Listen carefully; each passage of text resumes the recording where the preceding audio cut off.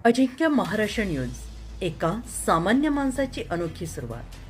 संपादक संतोषजी लांडे. पाहुयात काही ठळक आणि महत्त्वाच्या घडामोडी.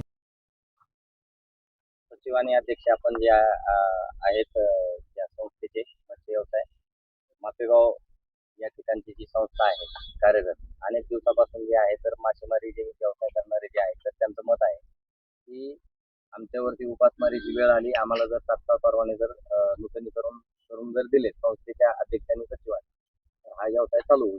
काय मत आहे? याच्याबद्दल काय विषय नाही, फक्त काय व्हायला चोऱ्या मोऱ्या जरा जास्त व्हायल्या, त्याच्यामुळे पॉईंट बंद करण्यात आली. आता माल माणूस सोडतं ते कशासाठी सोडतं? समाजासाठीच ना. जो माल सोडतो ते धरणार आहे का? यायला सगळ्यालाच माल धरायचा ना. पण आमची बी इच्छा आहे की बाबा चोऱ्या मोऱ्या होऊ नाही, माल काट्यावर यावा, संस्थेच्या काट्यावर माल टाकावा. नूतनीकरणाचे परवाने देणार आहेत तर आपल्या अटी शर्ती काय असणार आहेत त्याच्यामध्ये? टी शर्ट आम्ही यायला निवेदन दिलं ते ना, आम्ही त्याला निवेदन देऊ ना 2-3 दिवसात त्या तुम्ही जे आहे तर समजा नूतनीकरणामध्ये जे आहे हो. जसं म्हणले की तुम्ही मत्स्य व्यवसायानं चोरी करू नये, हो. त्या ठिकाणी चोरून विक्री करू नये हो. माशाची. त्यानं चोरी जर नाही केली हा. तर काहीच विषय नाही, माल संस्थेच्या काट्यावर टाकून द्यावा. सदरीला आपण त्यांना संस्थेच्या काट्यावर माल टाकल्यावर पावती देणार आहात? हा, पावती द्यावाच लागेल ना. अशी कशी पावती द्यावाच लागेल. संस्थेची पावती द्या. हो. अध्यक्षाचं काय? सचिवाचं आमचं तेच म्हणणं आहे ना की काय करू नये बाबा श्रेयाने काट्यावर माल टाकून द्यायचा, काही विषय नाही, देऊन टाकू परवाने.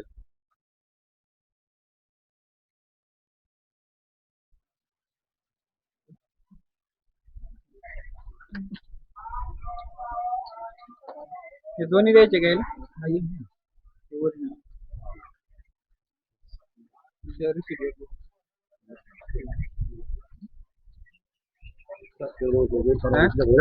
तुम्हाला पहिल्यांदा बंद करू ना होऊ शकता.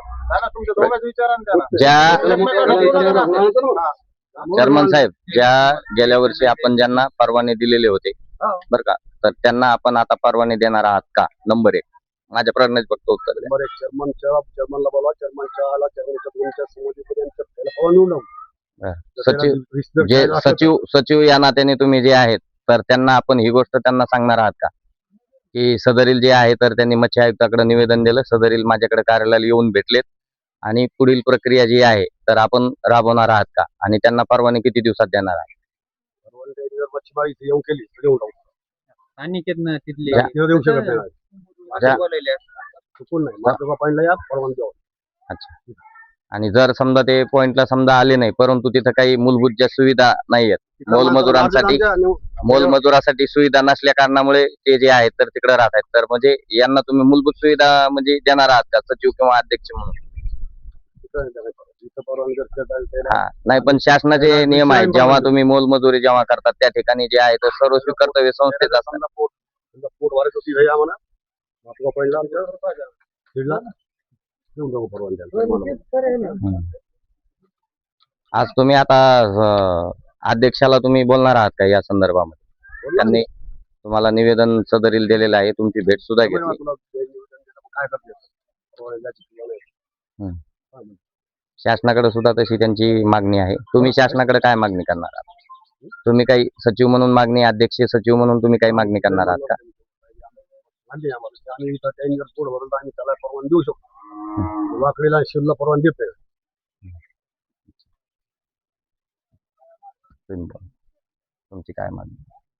आमचं म्हणणं एवढंच आहे, जे स्थानिक आहेत जे जागेवर मासेमारी करतात त्या लोकांना यांनी परवाने द्यायला पाहिजे.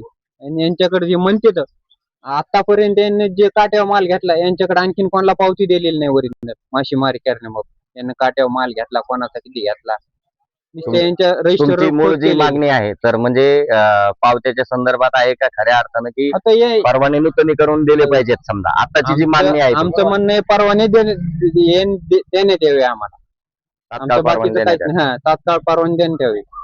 तुम्हाला काही मूलभूत सुविधा जर त्या ठिकाणी दिल्या तर तुम्ही त्या ठिकाणी राहण्यास तयार आहात का? आम्ही स्थानिक येत ना, राहणार मग आम्ही जागेवरची बरं. करसखेडा झालं, वाकडी झालं, हे म्हणतात एकाच मापेगावला. शिवामधील समजा मापेगावला त्याच हद्दीमधील धरण आहे त्या हा. कारणामुळे.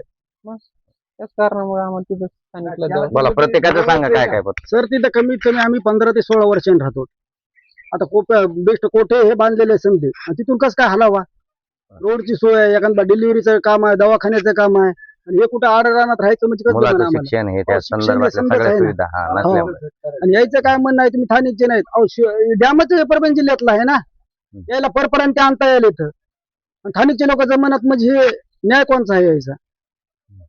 परवानगी देत नाहीत म्हणले म्हणजे तुमचं मत आहे म्हणजे स्थानिकांना सुद्धा त्यांच्या बरोबर परवानगी द्यायलाच पाहिजे ना. हो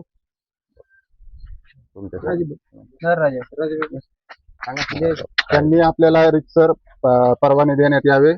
आपण मच्छीमारी केल्याच्या नंतर आपण काट्यावर माल टाकल्याच्या नंतर त्यांनी आम्हाला रितसर पावती पण द्यायला पाहिजे, कारण की यांच्यातले काही चोर आहेत. हे झिंगा देण्यात